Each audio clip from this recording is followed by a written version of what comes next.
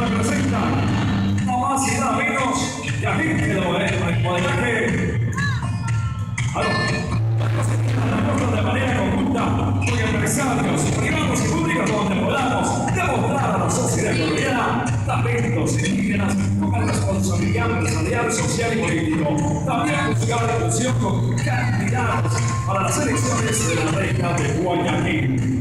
Con esta misión, fomentar la cultura, tradición y gastronomía de la nación uruguaya, con el fin de formar a las nuevas promesas que tengan el objetivo de desarrollar y proyectar un estilo en el que su imagen nacional integral la diferencia del resto.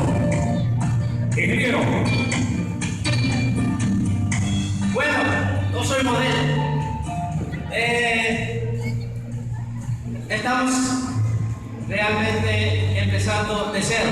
Tal vez nuestros modelos no tengan todavía una formación. ¿Cuál es el objetivo? El objetivo de Urban Models es rescatar la cultura. La cultura que aquí en Guayaquil se está perdiendo. ¿Cuál más es el objetivo?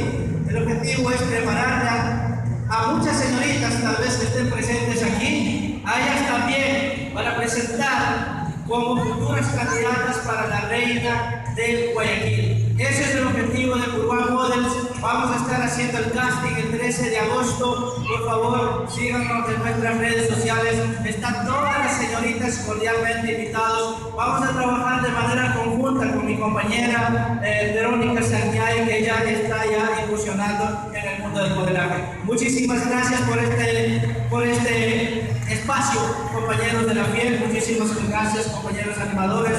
Muchas gracias por el apoyo a este talento uruguayo. Muchas gracias, empresarios. Yo sé que ustedes están esperando el momento oportuno para poder patrocinar a cada uno de nuestros modelos. Agradecemos desde ya infinitamente. Muchísimas gracias, que el Señor les continúe bendiciendo.